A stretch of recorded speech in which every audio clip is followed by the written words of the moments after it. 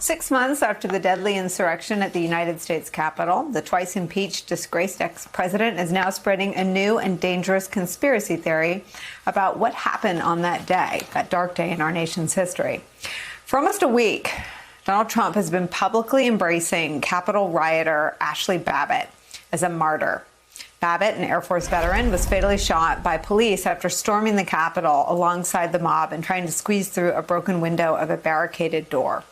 Investigators recommended the police officer behind her death not be charged.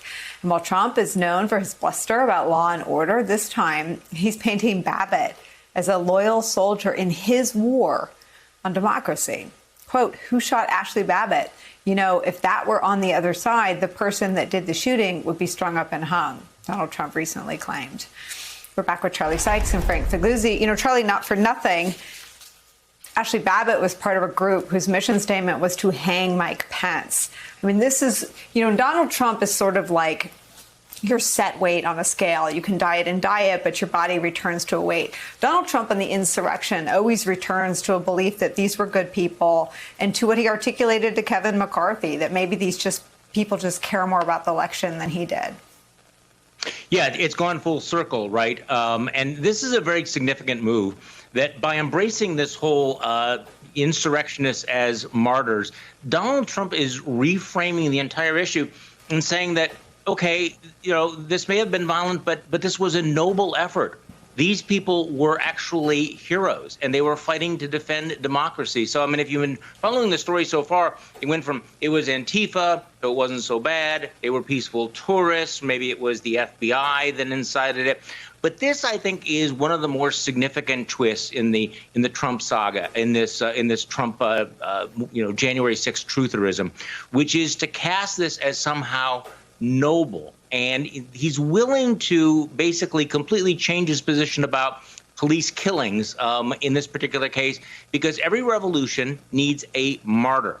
So watch how this now becomes the litmus test. Watch how this spreads throughout the right-wing media, that, in fact, if this election was stolen and these terrible things happened, then maybe it was completely justifiable for these patriots to storm the Capitol, and we should celebrate them and defend them rather than condemn them. So for a lot of people, if you haven't been watching Donald Trump, his ability to spread these messages is rather extraordinary. But this is a dramatic reversal. And as you point out, it does take him back to what he was saying to Kevin McCarthy on January 6th, that these people cared more. These are his people, and he's going to stand by them. Frank Figliuzzi, it puts him right in line with his closest ally on the world stage, Vladimir Putin. Watch. Did you order the assassination of the woman who walked into the Congress and who was shot and killed by a policeman? Do you know that 450 individuals were arrested after entering the Congress, and they didn't go there to steal a laptop? They came with political demands. 450 people. So there's that. I mean, I just had one more thing for you to react to, Frank. I mean, Donald Trump was reported by The Atlantic to have called those who died in service of this country's military suckers and losers. But Ashley Babbitt, an insurrectionist, is a hero. Yeah, so look, with regard to Vladimir Putin, rest assured, if the same thing happened at the Kremlin, there would be mass slaughter by the Russian military of those individuals. You're talking about a man who poisons his opponents. With regard to Trump, we're talking about the same guy who tweeted, "When the looting starts, the shooting starts." And in a recent book by Michael Bender of Wall Street Journal, Bender tells repeated accounts of Trump in the White House telling General Milley and others, Bill Barr, we need to shoot the protesters, just shoot them. So that's the guy who now is claiming it's somehow wrong for law enforcement to do their job. Three things happen when you turn Ashley Babbitt into a martyr. First, you are legitimizing, as Charlie said, you're legitimizing the insurrection. You're making it not so bad. These people were in the wrong place at the wrong time. They were doing the right thing. Ashley just happened to be in the wrong place.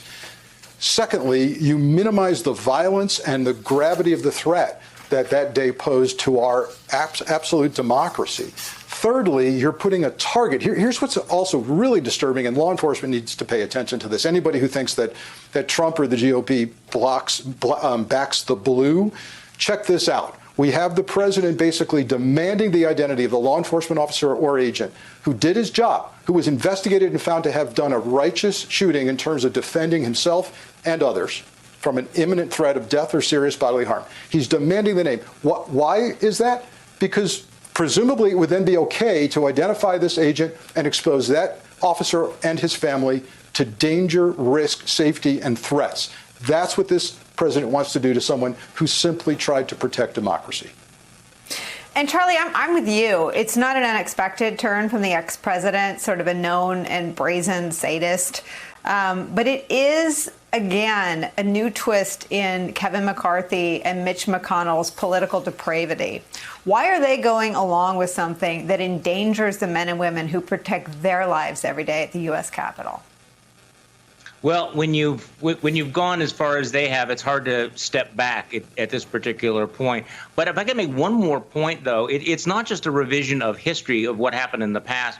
Think of the signal that Donald Trump is now sending to these militia groups out there, people who, in fact, still pose a real danger, real clear and present danger to national security. Think about what he's saying to the 3%ers and the Oath Keepers and the other groups out there, saying, you know, you're the good people. What you're doing is legitimate, is justifiable.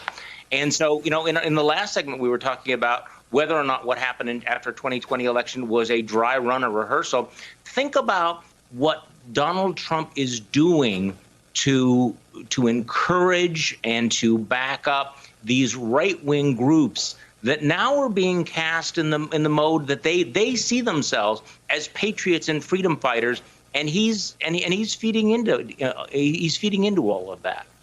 And of course, Kevin McCarthy and McConnell will say nothing.